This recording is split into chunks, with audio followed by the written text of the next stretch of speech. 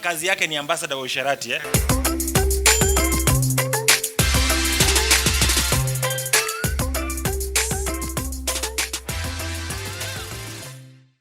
Now moving on swiftly, OMONDI finally came through and announced wife material finalist, and after learning that it was the one and only South Sudanese lady, was it even a surprise? Of course no, because you guys can remember when the show was starting, OMONDI treated the fans with a very steamy video of him kissing this lady, and so coming through to learn that she was the finalist wasn't even a surprise to many. Anyways, man, those are not the news. The news is RINGTONE APOKO when they come through and reacted to wife material by OMONDI, bro. And well, be rest assured that he trusts OMONDI, and this is what he had to come through and say. Enjoy. Atunusulize na mambo ya OMONDI. OMONDI ni mtu ambaye kazi yake ni ambassador wa usharati So, niulize vitu nzuri.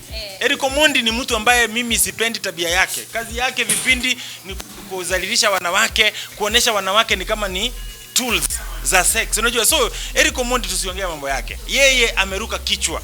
Siku nyingine aliposta akiwa uchi. So tusiongea mambo ya OMONDI. Tuongee kitu kingine mpya. Nilikuwa naokoa. Unajua nilikuwa naokoa wanawake ambao OMONDI alikuwa anawatumia vibaya. Umenielewa? So na saa hii this time hiyo nyumba naomba mkijua location ya mahali atafanyia kipindi mnitumie location. Hiyo nyumba lazima tu deal nayo.